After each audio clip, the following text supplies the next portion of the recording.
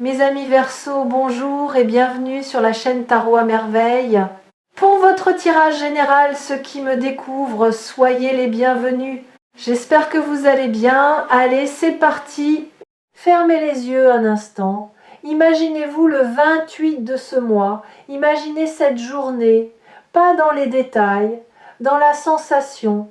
Imaginez-vous debout ce jour-là, avec une information nouvelle dans votre esprit, une information que vous n'avez pas en ce moment. Quelque chose que quelqu'un vous a dit, que vous avez lu, que vous avez reçu, et qui a changé la couleur de tout. Pas la couleur du monde autour de vous, la couleur de votre monde intérieur. Comme si un filtre que vous portiez depuis longtemps avait soudain été retiré et que les teintes de votre réalité s'étaient réveillées d'un coup. Cette sensation, gardez-la, parce qu'elle n'est pas une projection, c'est un écho. L'écho d'un événement qui n'a pas encore eu lieu, mais qui est si certain, si inévitable, que votre corps le perçoit déjà, comme on perçoit l'orage avant les nuages, comme on sent la pluie avant la première goutte. Votre être profond sait ce qui vient, il le sait avant votre tête, et ce qu'il sait est grand. Je vais faire quelque chose d'inhabituel. Au lieu de vous préparer en allant de l'avant, je vais vous préparer en revenant en arrière.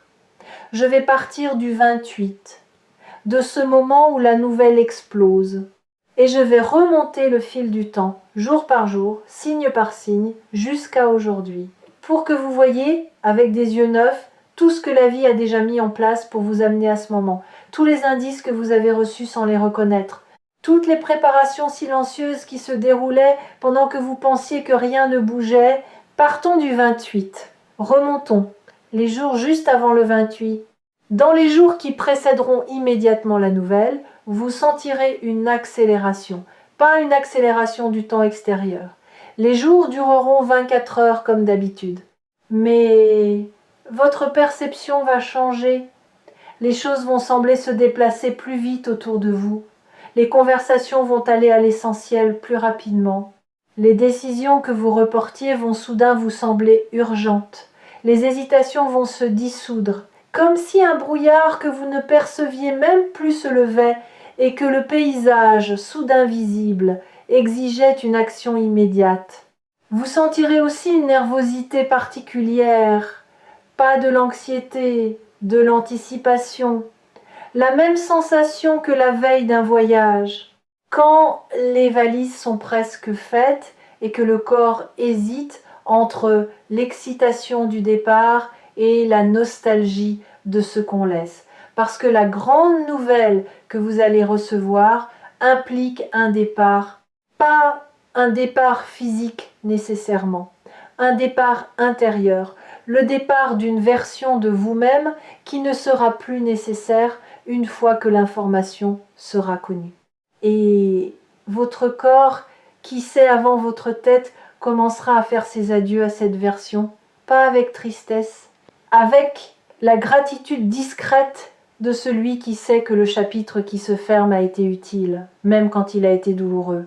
Les jours avant cela seront marqués par un phénomène que j'appelle le nettoyage spontané.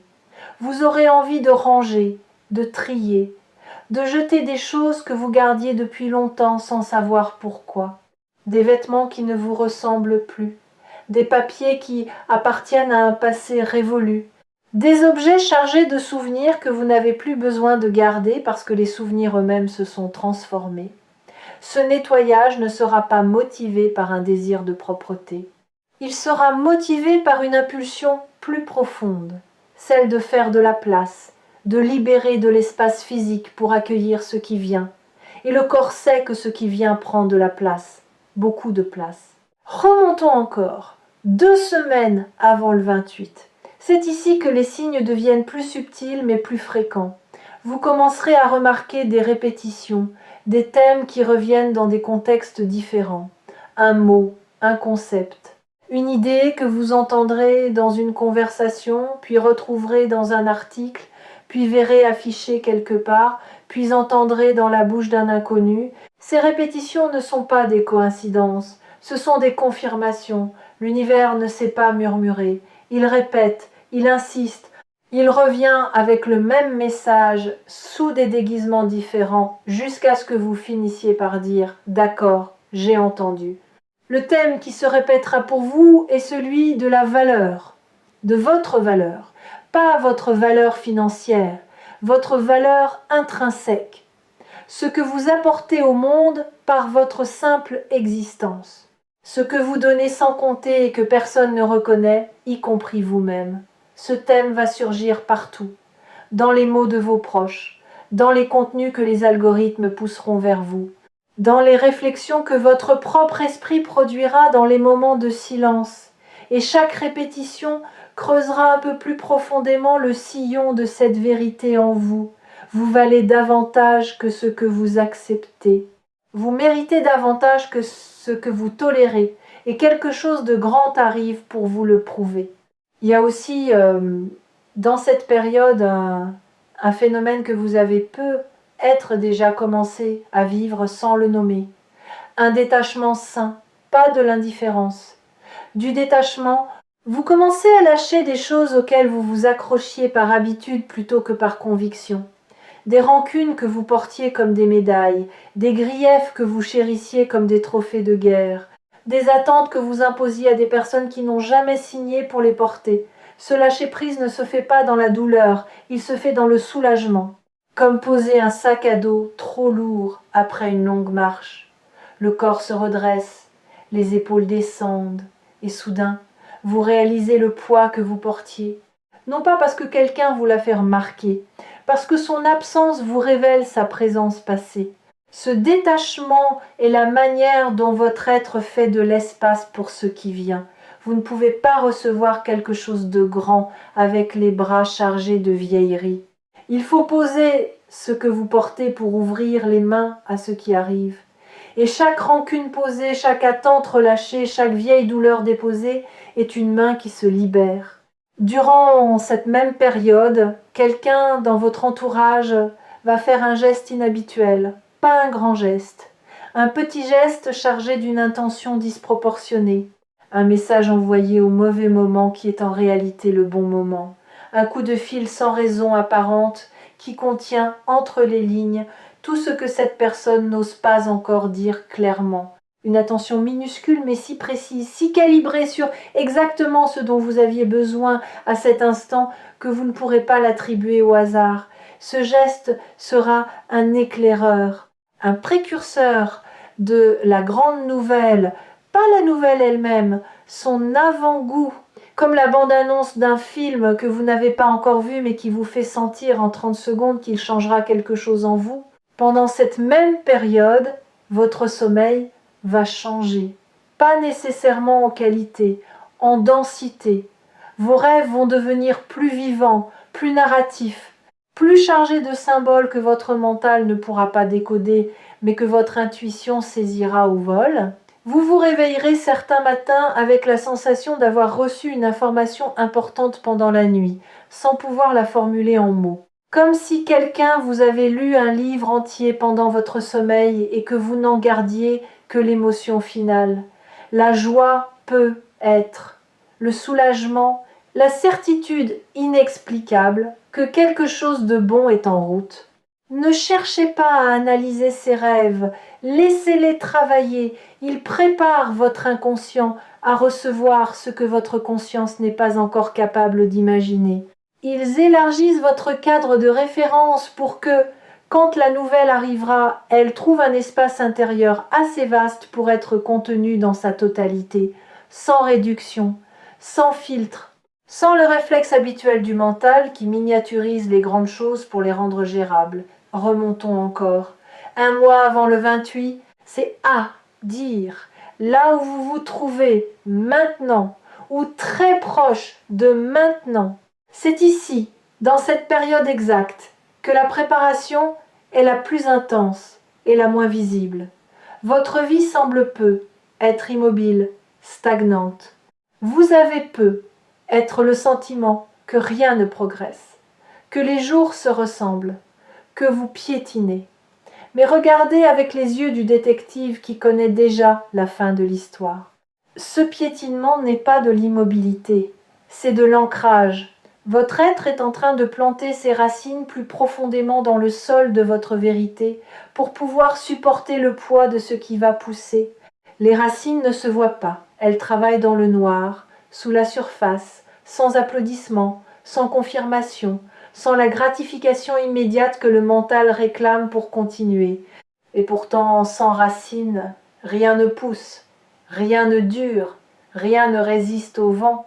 Ce que vous faites en ce moment, même si ça ne ressemble à rien de productif, même si ça ressemble à de l'attente, même si ça ressemble à du vide, est le travail le plus fondamental de toute cette séquence. Vous construisez les fondations sur lesquelles la grande nouvelle va se poser, et ce travail de fondation prend des formes que vous ne reconnaissez pas comme du travail. Les conversations que vous avez avec vous-même dans votre tête, ces dialogues intérieurs où vous remettez en question vos certitudes, où vous explorez de nouvelles possibilités, où vous vous autorisez des rêves que vous n'auriez pas osé formuler il y a 6 mois, tout cela est du travail de fondation. Les émotions qui vous traversent sans raison apparente, ces vagues de tristesse suivies de vagues de sérénité, suivies de vagues d'anticipation, tout cela est du travail de fondation, même l'ennui, même le vide, même ces journées où vous avez l'impression de n'avoir rien accompli. Votre inconscient, lui, n'a pas chômé. Il a trié, il a nettoyé, il a réorganisé les meubles de votre monde intérieur pour faire de la place à ce qui arrive. Vous ne pouvez pas voir ce travail parce qu'il se fait dans l'obscurité. Comme les fondations d'un bâtiment sont sous terre, invisibles, et pourtant ce sont elles qui déterminent la hauteur que le bâtiment pourra atteindre. Si les fondations sont profondes, le bâtiment peut s'élever. Si elles sont superficielles, il reste bas. Vos fondations, travaillées par des années de patience et de persévérance, sont profondes. Et ce qui va s'élever dessus correspondra à cette profondeur. Et ces fondations sont plus solides que vous ne le croyez. Chaque épreuve que vous avez traversée a ajouté une couche. Chaque doute que vous avez surmonté a renforcé la structure. Chaque moment où vous avez choisi de continuer malgré l'absence de signes visibles a été un acte de foi qui a cimenté les fondations un peu plus. Vous êtes assis sur une base que des années de persévérance silencieuse ont construite. Et cette base est prête pour le poids, pour la hauteur, pour la grandeur de ce qui vient. Si vous êtes en train d'écouter ces mots sur Tarot à merveille, posez-vous une question. Pourquoi maintenant ? Parmi les millions de vidéos disponibles, parmi les centaines de contenus qui se présentaient à vous, pourquoi celle-ci ? Pourquoi ce titre ? Pourquoi ce moment ? La réponse n'est pas dans les algorithmes, elle est dans votre instinct. Quelque chose en vous a reconnu le signal, a senti la fréquence, a dit oui avant que votre tête n'ait le temps de dire peut être. Ce oui instinctif est l'une des racines les plus profondes que vous venez de planter. Et cette racine-là est celle qui ancrera le plus solidement ce qui arrive. Maintenant, remontons encore plus loin, au-delà du mois précédent, aux fondations des fondations.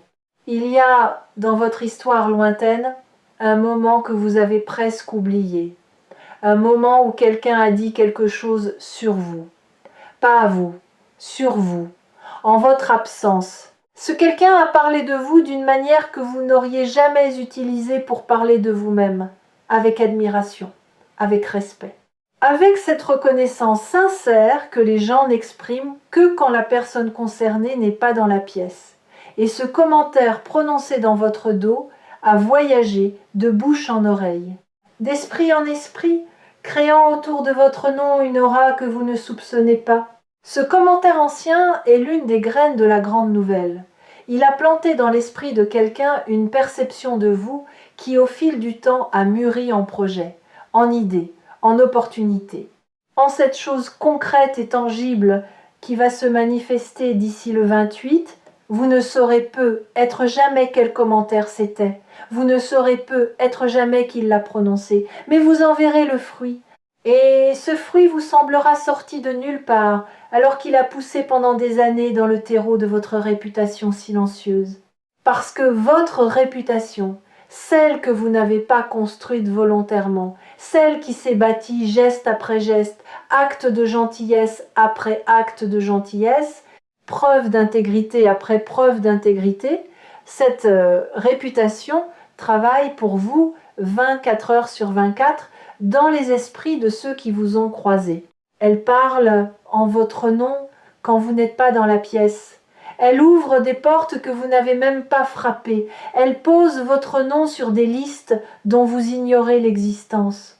Et un jour, l'un de ces noms posés sur l'une de ces listes atteint la bonne personne au bon moment et la grande nouvelle naît.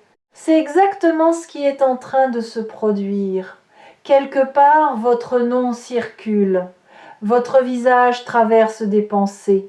Votre compétence, votre qualité, votre humanité sont en train de converger vers un point de décision. Et ce point de décision va produire un résultat qui atterrira dans votre vie d'ici le 28. Non pas comme une aumône du destin, comme le retour logique de tout ce que vous avez semé. Le détective en vous voit maintenant la scène entière. Les indices étaient partout, depuis le début.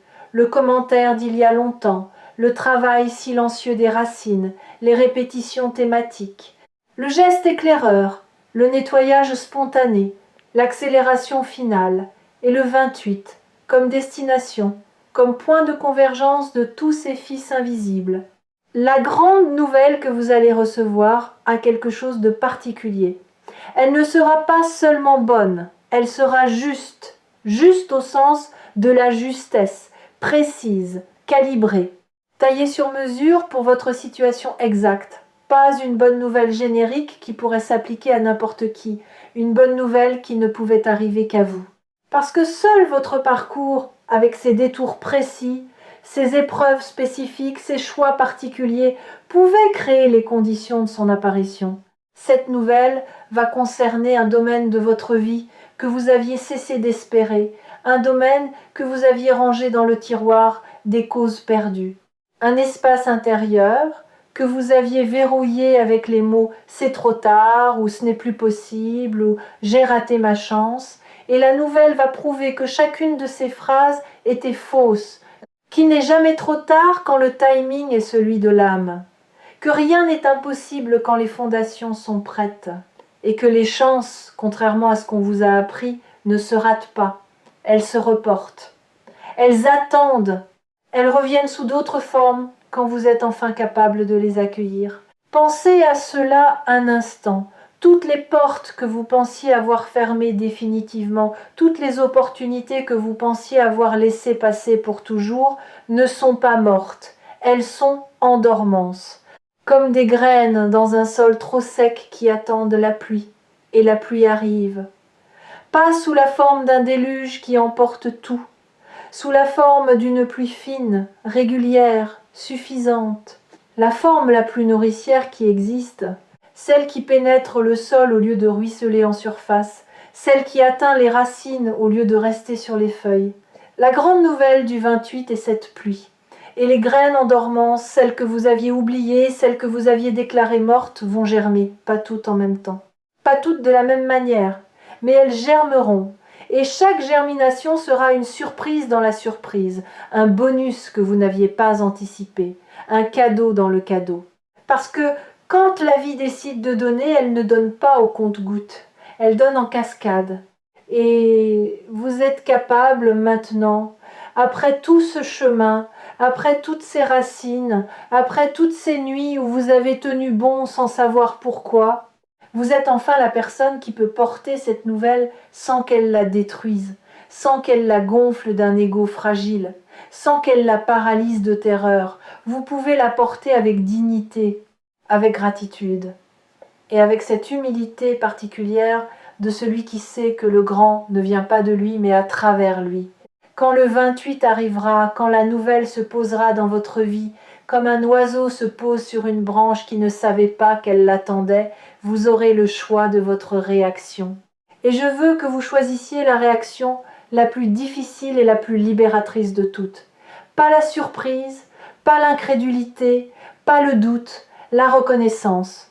La reconnaissance tranquille de quelqu'un qui dit « je savais », pas avec arrogance, avec cette certitude douce de celui qui sentait depuis longtemps que quelque chose approchait, qui percevait les vibrations sans pouvoir les nommer, qui faisait confiance au processus même quand le processus semblait être en panne. Et cette reconnaissance, quand elle s'installera en vous, va libérer quelque chose d'immense, l'énergie que vous consacriez au doute. Pendant combien de temps avez-vous douté? Pendant combien de nuits avez-vous laissé le doute occuper votre esprit comme un locataire indésirable qui ne paie pas son loyer? Des mois, des années peut-être. Et pendant tout ce temps, le doute consommait une énergie considérable, l'énergie de la résistance, l'énergie de la question sans réponse, l'énergie du peut-être qui ne se résout jamais. Quand la grande nouvelle arrivera, le doute sera expulsé, non pas par la force, par l'évidence. Parce que l'évidence est le seul antidote au doute que la volonté ne puisse pas reproduire. Vous pouvez vous forcer à ne pas douter, vous pouvez vous répéter des affirmations, vous pouvez raisonner avec votre mental, mais le doute résiste à tout cela. Le seul ennemi face auquel le doute capitule sans condition, c'est la preuve. Et la preuve arrive, le 28. Et l'énergie libérée par la disparition du doute sera colossale.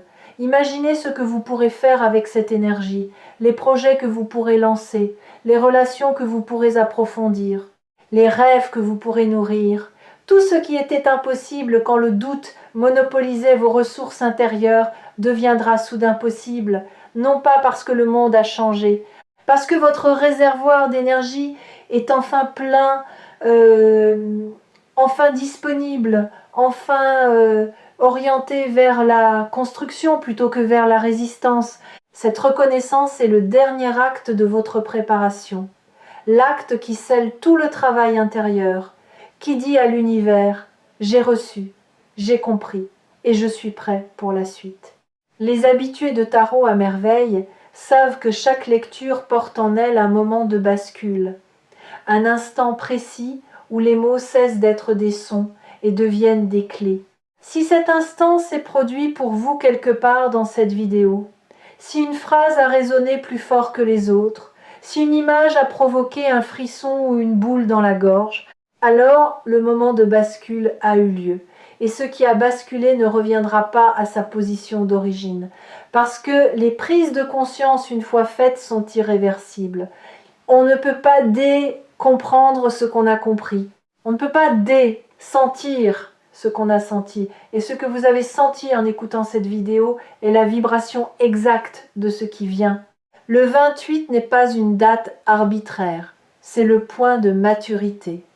Le moment où le fruit est prêt à quitter la branche, où la chrysalide est prête à s'ouvrir, où la vague est prête à toucher le rivage et votre rivage est prêt, nettoyé par le temps, aplani par la patience, ouvert par la confiance.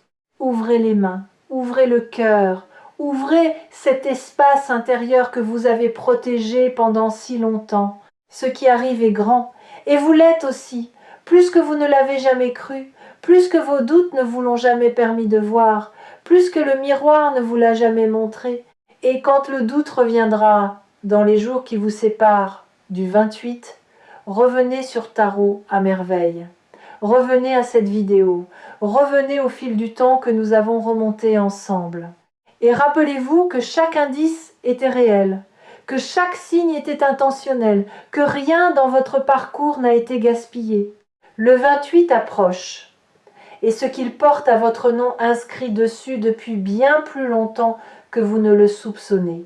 Préparez-vous, non pas en construisant des murs, en ouvrant des portes. Chaque porte ouverte entre maintenant et le 28 est un pas de plus vers la nouvelle qui vous attend.